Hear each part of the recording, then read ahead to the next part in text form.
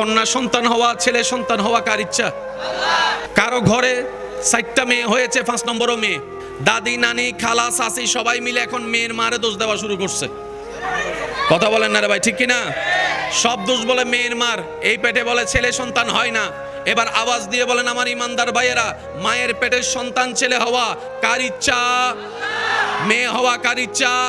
এবার আমি যখন সে কন্যা সন্তানের চেহারা দেখে মুখটাকে নারাজ করে মুখের মধ্যে ভারী কথা শুনিয়ে দিলাম, রব বলে যে আমার যাকে যেটা মন চায় আমি সেটা দিব।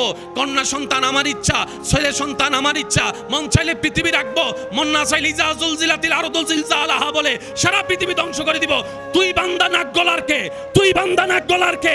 তুই বান্দা নাক গলার কে? যে আমার রাজিতে রাজি থাকবে না, আমি আল্লাহ তাকে মুসলমান দল থেকে নাম কাটাই দিব। সেজন্য কথা বলতে খুব সাবধান। আল্লাহ বলে যে আমি খুশি হয়েছি মাইয়া দিছি, তুই নারাজ হবার কে? এবার মেয়ের বাপ বলে যে আল্লাহ আমার উপর তো বড় বোঝা, 5টা মেয়ে অলরেডি আছে, 6 নম্বরও বলেন না, 6 নম্বরও। আল্লাহ আমি তাদেরকে খাওয়াবো কেমনে? আমার 3 কামতো নাই।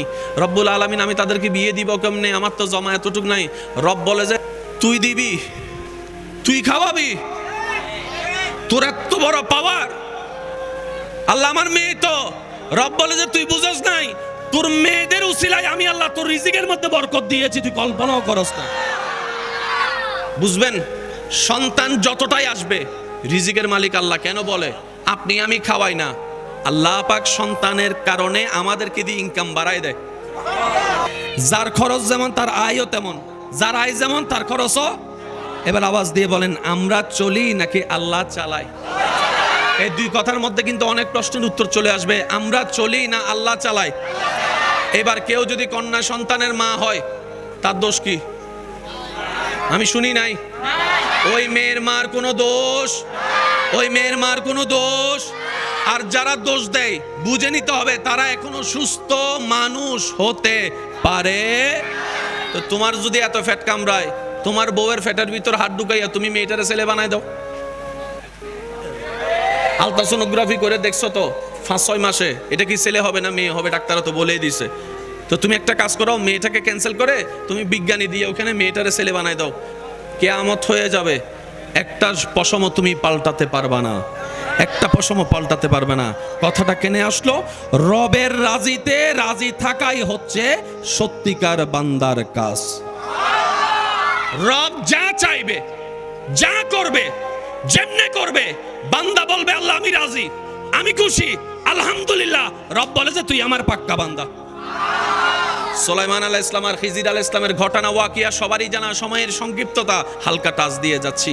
খিজির আলাইহিস সালামের গমন হচ্ছে, মুসা পয়গম্বর সাথে আছে। কত কিছু ঘটালেন যেগুলো মানবের চোখে পছন্দ হয় নাই, যেগুলো বিবেকের কাছে পছন্দ হয় নাই। নৌকা ফুটা করে দিয়েছেন, ওই মাঝি বেটাটা নৌকা একটা ছাড়া আর কোনো নৌকাই নাই। বাহ্যিকভাবে দেখা গেল সেই নৌকা ফুটা করাটা অন্যায় হয়েছে। বাস্তবতা যখন সামনে এসেছে, ওই বাদশার নির্দেশে যখন নৌকা সব জব্দ করা হচ্ছে, সবার নৌকা জব্দ হয়েছে, এই ফুটার নৌকাটাই বেঁচে গিয়েছে। আর একটু জোরে বলি না? সেজন্য বলে আল্লাহ যখন যা করে, একটু জোরে বলি আল্লাহ যখন যা করে, আল্লাহ যখন যা করে মনে রাখবেন। সেজন্য কখনো পেরেশানিকে সামনে আসতে দিবেন না। পেরেশানি হচ্ছে শয়তানের হাতিয়ার, ডিপ্রেশন হচ্ছে শয়তানের হাতিয়ার, হতাশা হচ্ছে শয়তানের হাতিয়ার। বান্দার ঈমানকে কমজোরি করার জন্য শয়তানের অন্যতম হাতিয়ারের একটা হাতিয়ার হচ্ছে এই সমস্ত জিনিসগুলা। অনেক সময় দেখবেন আল্লাহ তাআলা আপনার জানকে হেফাজত করার জন্য মালের উপর বিপদ উড়াই দেয়। একটু আমাকে আওয়াজ দিয়ে বলবেন, অনেক সময় মোবাইল হারাইছে কি হারাই নাই? জোরে বলেন। যদি মোবাইল না হারাই আপনার 2টা পা হারাই যাইতো,